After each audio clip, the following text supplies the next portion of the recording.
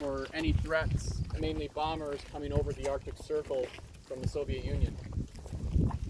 They would then call up jets from K.I. Sawyer to intercept whatever was threatening the country. After '88, it went into private hands, and then later on got obtained by the county.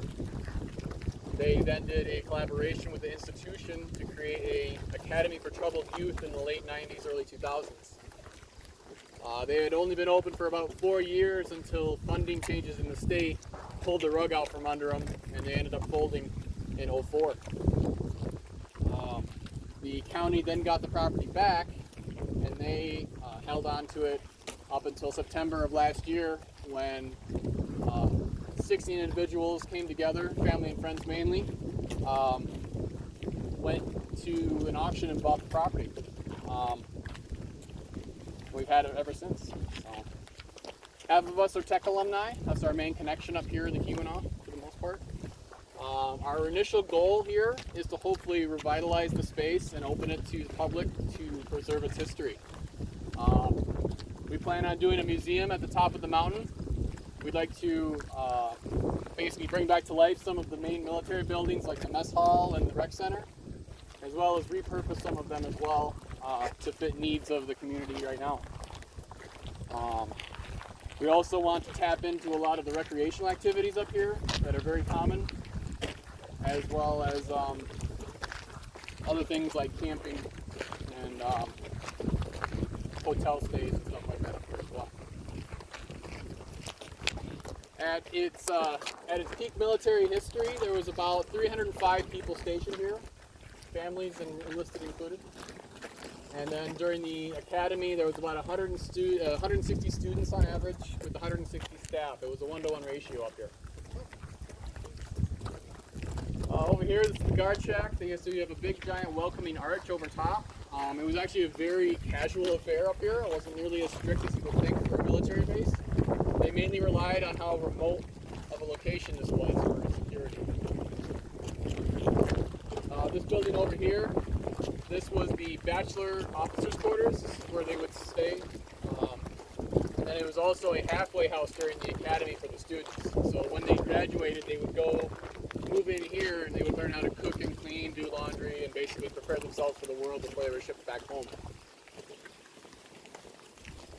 This pedestal here held a jet to help welcome people in. It was a Scorpion, 2-seater. That's currently stationed over at K.I. Sawyer in Marquette, and we're in talks with them about maybe getting that back over here and back up on the pedestal or something like that. K.I. Sawyer, most of it actually went for auction. Recently. The auction did not sell everything. Some of the buildings back there, mainly because there was a lot of communication from this site to that site in its history. So now we're moving into the first neighborhood here in the residential district. This was the first neighborhood that was built, as well as the latest renovated. They renovated these a year before they closed down in '87. Completely updated electrical, siding, roofs, windows. Their initial plan was they were going to pull these up and move them down south to a different location, but that never ended up happening, so they ended up staying here instead. This is where the enlisted families would live, as well as the staff for the academy would live here if they were not living off-site.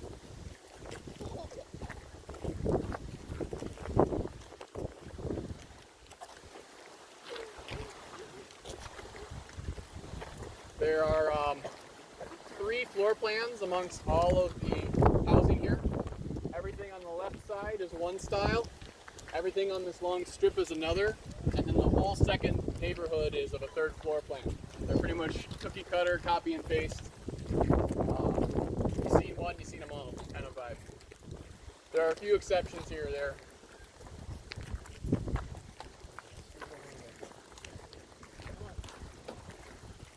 We've got about 100 acres total up here with 74 buildings.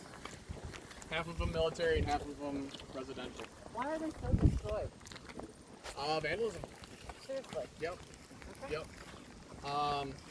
A lot of, actually within the last 10 years, is where it really started to proliferate. Fortunately enough, the bones on all these buildings are still pretty good. It's just the superficial damage from vandalism and nature. Our goal is hopefully before the season's over, we'll have most of this buttoned up with at least some sort of coverings on the windows and doors. Help stem the bleeding. We are probably going to focus more on the military side first, and then maybe 7 to 10 years down the road, we'll start creeping our way over here and getting some of these fixed up. Mainly to help remedy whatever long-term or short-term rental needs, or even seasonal is also an option. People that live here, like people can rent a place, people In can theory, come yeah. in and buy a house. Probably rentals for the renovate most them? part, yeah. Yep. But once again, it's still long-term, far out right now, so we really haven't dug too much into the details of what we plan on doing here per se. These are just our first thoughts, basically.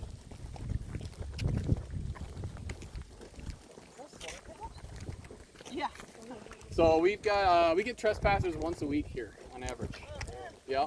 And so we have cameras set up on a lot of the high trafficked areas. That side or that corner there has a lot of access. So we typically like to be responsive within the next, within 30 seconds or a minute. We know 99% of the people that come up here just want to look. So we typically just ask them for, thank you for stopping by, but come back again on a tour. We're more than happy to have you. So. That's why we started the free tours, because we're getting so many trespassers and things like that. Yeah. That it's easier on Ian and I to schedule stuff than Right. you just accept everybody who walks on the property. We're just about to pass it, but there's 2 cylinder buildings at the corner over there. That's the old sanitation for wastewater that was basically taking care of the entire facility's waste. That got closed down the same year that the base did. They threw a few septic tanks in some of the key buildings up top in their absence. But the academy put $1.8 million into a whole new lagoon system north of here, and then reconnected everything up with all new infrastructure. We have to grind them with popcorn. And fortunately enough, we did some testing, and all of that's still good. We dodged a bullet there. So our septic. About it. Ian and his husband Zach came up here 6 years ago and did a little urban exploring. And then they fell in love with it, and they're like, as they're sitting on the couch, they're like, it's not. So you went to school up here then? I did not. We have kind of caretakers and starting the process off. Right here, this is the second neighborhood. This never got renovated by the military or the academy. So this still has a 1960s aesthetic to it. Wood paneling, yellow countertops, avocado green wallpaper, the whole nine. The academy mainly used this for storage. They throw their extra furniture in here, a lot of extra washers and dryers and other equipment. Most of that's long gone, either got stolen or sold off.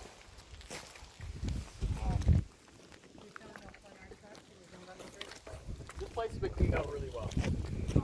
Maybe a few minor things here and there, but not a whole lot left. At least a little bit more from the academy and a lot less. Most of that stuff got shipped down to K.I. Sawyer after its closure in 88. One story we heard from an old staff member of the academy said that if he had a broken window, he'd run over here and grab one from this side of the neighborhood and packed up his own. At the end of this road, we have what we call the show house in quotes, mainly because it's the best looking house we have on the property. 3 intact windows and a semi-intact bathroom. This is where I'll probably practice my realtor voice, show you guys around the rooms and everything else like that.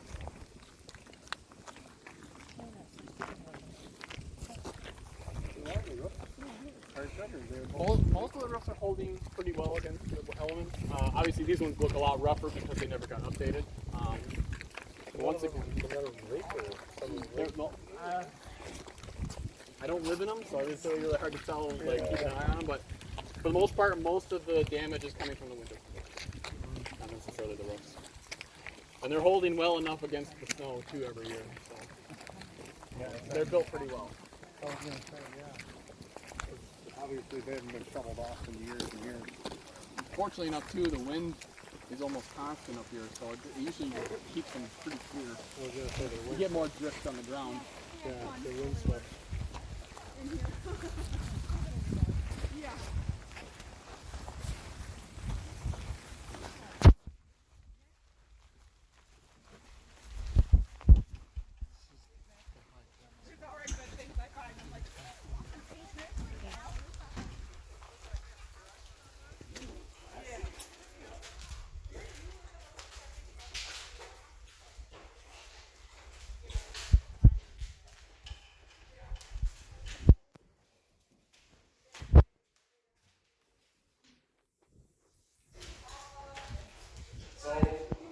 Here we have a nice old floor plan of a dining room and living room area, and then around the corner is the kitchen. Feel free to walk around.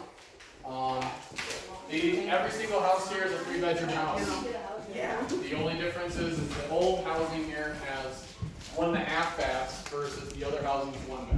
Yeah, so if you go in the back right-hand corner, or the right room, there's the half bath, it's smashed in half.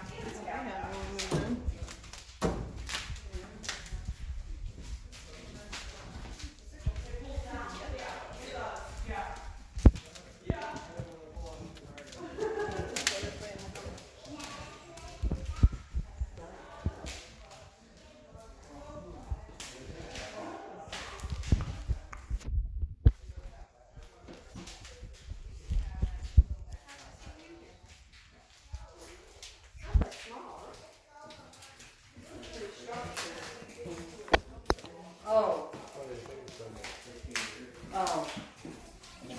Okay, half of a toilet.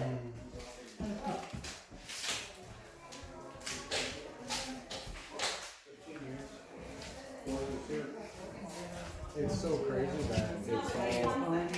crazy that it's all smashed up because when I was here, it was like they did.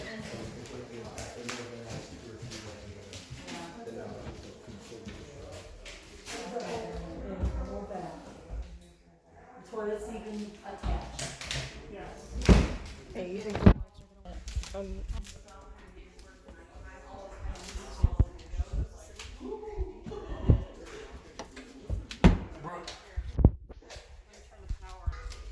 Hey, get away from the glass.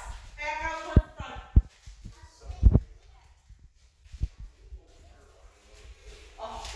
Oh my.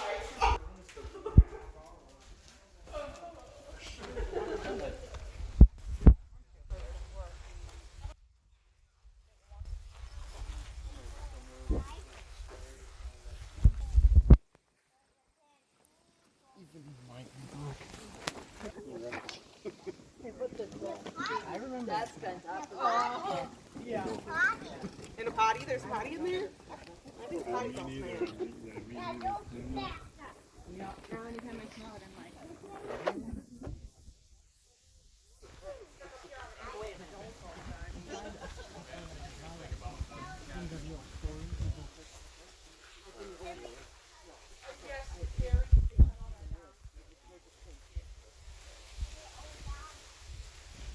What we're coming up to next is called the Gator Towers and Gator Building. This was basically once they finally got jets in the air, this was the ground to air communication to those jets.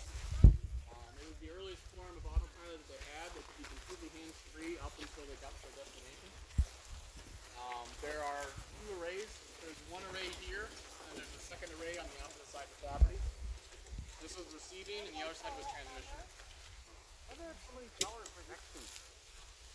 Not really the engineer behind the knowing what that would be. I think it's something to do with how the radio frequencies work back in the day. There was probably some extras for redundancy. Yeah, they had big later on, as technology progressed, they moved the receiving towers over, and then this became a youth center. It had a playground out front, some couches, vending machine, piano, some TVs.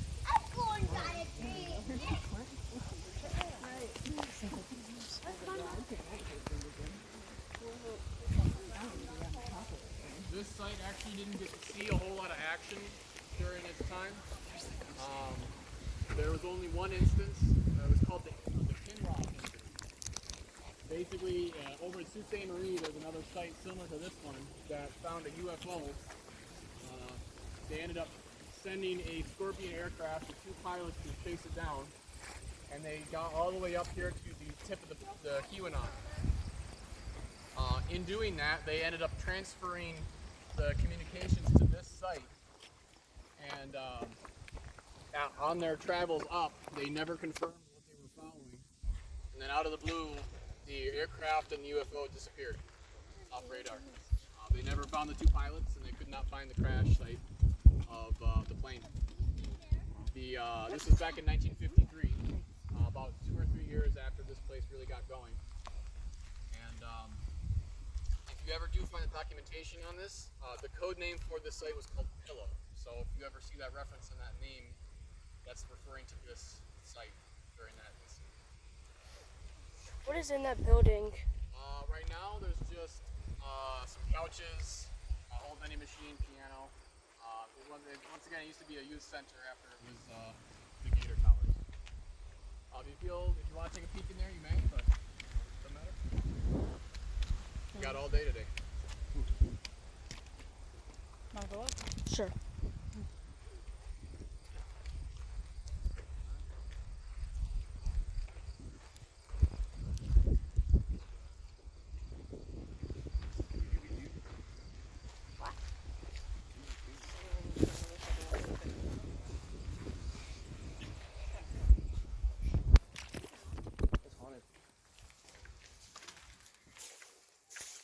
Don't go too far in.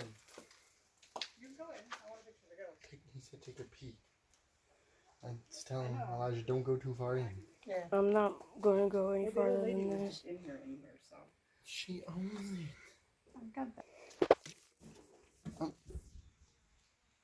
Or do go. They said we could. So we could take a peek.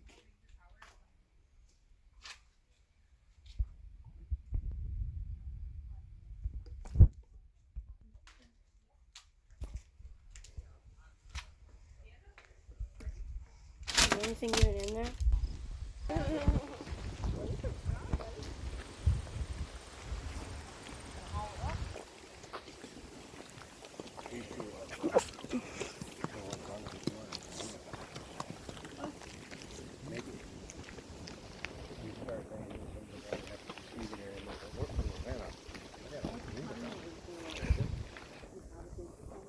Yeah. Well, we're full burn here. We're not trying to speed things along. We want to make sure we do things right in an according manner.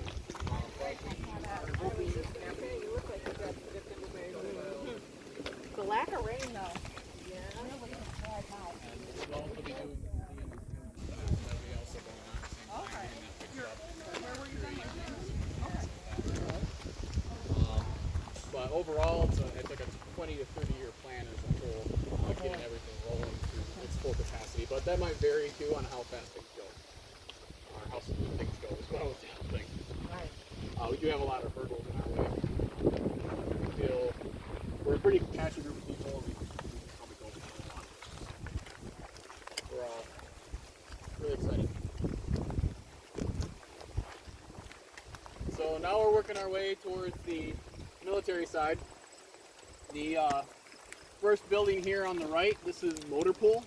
This is where they would store their ambulance, their fire truck, plow truck, mowing equipment. It was basically their auto mechanic shop as well.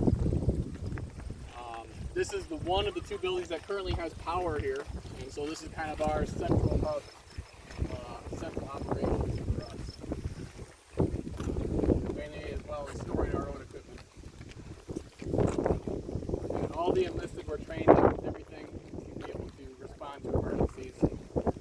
Because there wasn't very much around to work out if something was to go down.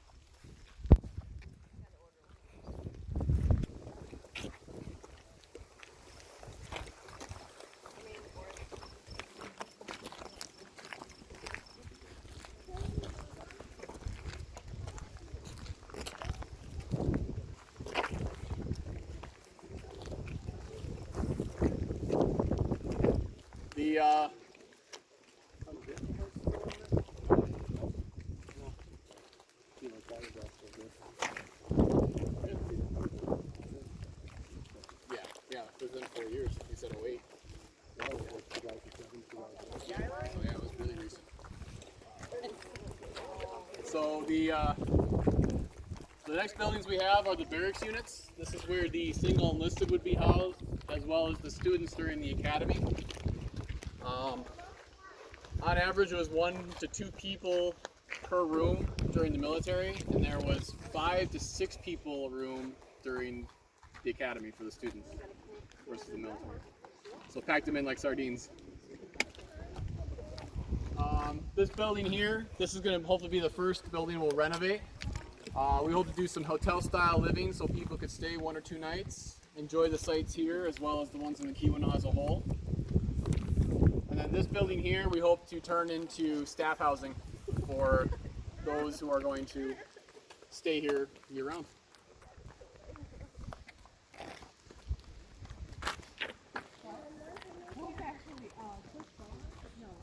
Vanville.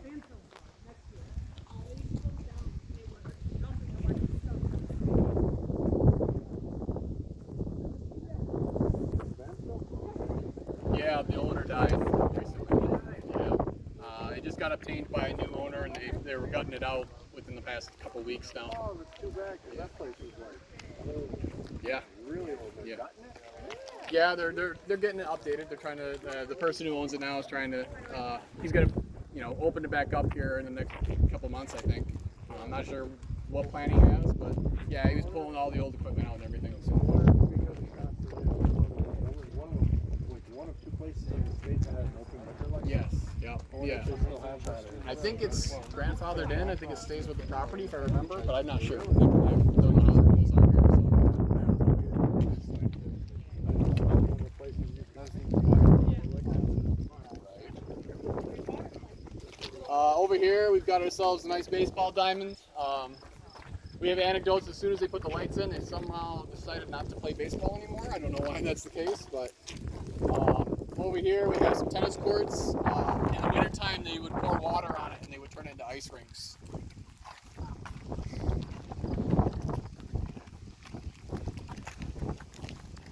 This long building over here to the left, this was the rec center. It had the NCO club in there at one point in time, as well as a lounge space, a half-court gym, a bowling alley, and a racquetball court. They would hold bingo nights in there for the public to attend. Over here, this is the cafe mess hall. This is where you would eat if you weren't eating in your own home. They would also have a Friday night public night where people could come in and eat with the enlisted. They were fed pretty well for what I'm told. Steak and lobster at times of the month, on average. So over here, this was commissary, also known as the general store.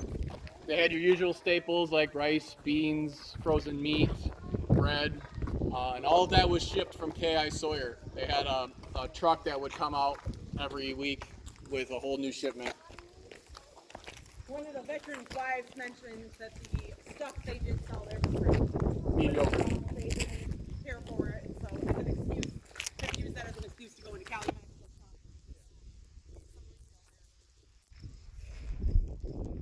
Over here, this small building, this is the pump house. This is basically the building that would help get water to all of the facilities. Behind that is a 65,000 gallon water cistern holding tank. And the way they would get water up here was down at Gratiot Lake, there's pump houses with 300 and a 500 foot well. And they would pump that water up the mountainside through a pipe and into that cistern. That's how they would get it here. Right now, we no longer have the easements to some of that pipe work, so we no longer have access to that. On top of that, we have water contamination here, like a lot of military sites across the country. We have a chemical called TCE. It's a cleaning degreaser agent that they use to clean the big domes that would sit on top of the towers, as well as all of their equipment and motor pool. The usual fix for that is to have it dissipate over time. It would either dilute itself or evaporate, but it's currently trapped in the bedrock here, and it can't go anywhere. The Air Force is still on the hook for it. They cannot be released of that responsibility until we sign off on it. They've been around in this kind of a sit around and wait mentality, mainly because nothing was going on up here. So hopefully we'll be changing that once we actually start developing things. and get that cleaned up. You guys do for water right now? We currently truck it up manually, and that will be our short-term solution for the cistern. Over here you can kind of see a toppled over chimney. That was once connected to this building. This was the furnace building. So they had a central heating system. They had big giant steam pipes web out to all the military buildings here. They were on posts up in the air. And that's how they would heat every single building here. It was originally coal, and then they switched over to fuel oil. And then when the academy came in, they completely nixed that, and they basically put propane tanks individually on every single building and heated them that way. This then became a computer lab and library for the students.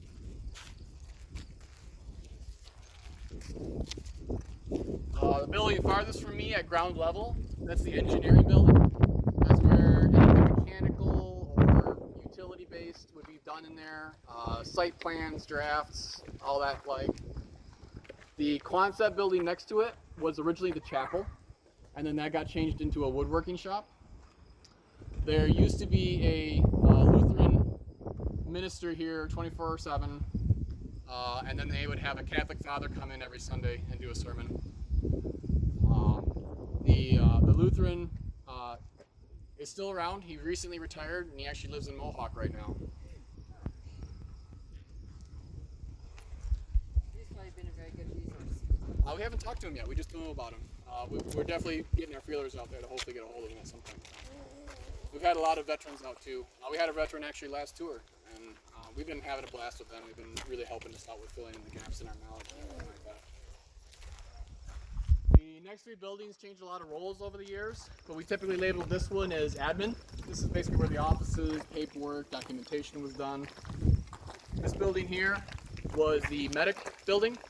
It had its own x-ray machine, and it was also the security office with a small armory.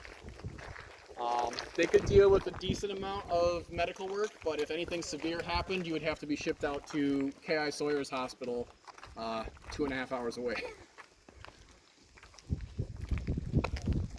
This here was more single officers' quarters, as well as a guest halfway house. So basically, if you were first stationed here, you would be sleeping a few nights in here while they either prepared your house for your family or prepared your bunk at the dorms. And then you would move out to those when they were ready. The two-track behind me leads to the other tower array, similar to the one that we saw earlier. We don't own that. There was a gentleman from Chicago who bought that a month before we purchased this property. Which part? I'm sorry? The two-track that leads out to the other tower array. So he's kind of keeping everything close to his chest. He hasn't told us exactly what he plans on doing. I think he's kind of waiting to see what we get going over here first. Just one person purchased that track. Yep. He's got about 25 acres all the way up to the road from there. He has access to the road. No, he doesn't. Nope. Does he have to come through here? Yes. So he's got to use it, right? No. You have to have permission. Gentleman agreement. Yeah. He does have our driveway though. He owns our driveway, and we have easement rights on that driveway. So. Oh, okay. Over here, you'll see two shacks and a bunch of blank land. There actually used to be a third neighborhood here at one point in time. When the academy closed up and the county got the property back, they held an auction and they sold all of the houses on top of those lots. One gentleman in particular bought 8 of them, picked them up off their foundations, and drove them all the way down to Gay, Michigan, straight south from here. There's a resort down there that he's slowly turning them into Airbnbs. Some are still on cribs and some of them are on foundations. So if you ever are down there and you see them, note that they're originally from these lots. They look exactly the same as the one houses, except lacking the garage attachment to them. His parents came up to visit actually around 4th of July, and that's where they stayed. So we got to check out what this gentleman did with them.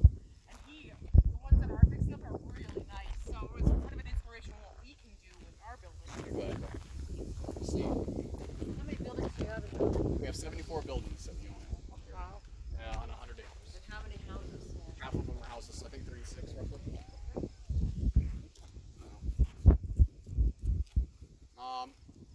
Over here, you may or may not know, but we have full cell signal here. This is a dedicated AT&T building, and then we also have Verizon and T-Mobile across the street. This is the second building that we don't own. The county cut an acre of land for themselves. They wanted to keep the revenue from that. The one trade-off we have is we get our roads plowed in the wintertime for us because they need to have access for that infrastructure. So it's definitely a bonus there, even though we don't have that tower.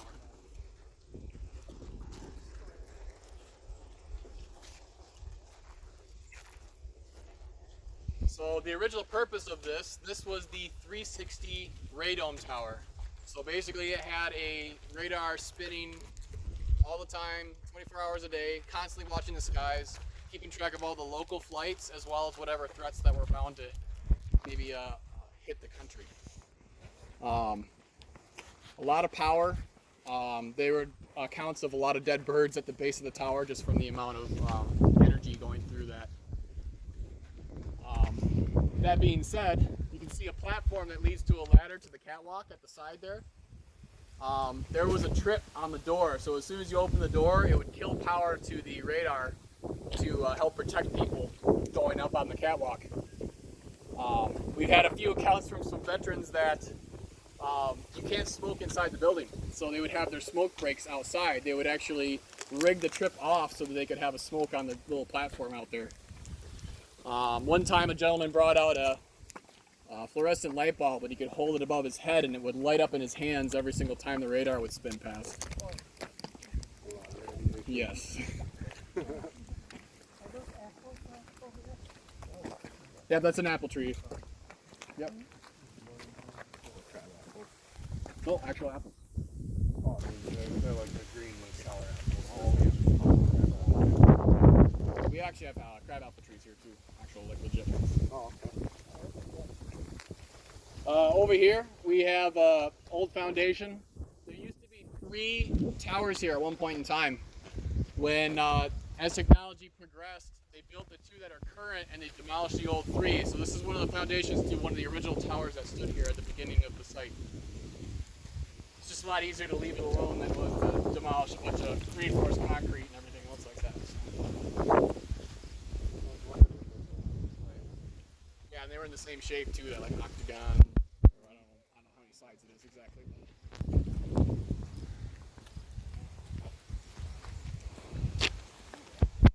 This big metal building here, this was the powerhouse. They had 4 giant diesel emergency generators inside. So at any point in time there was a storm or intermittent power issues or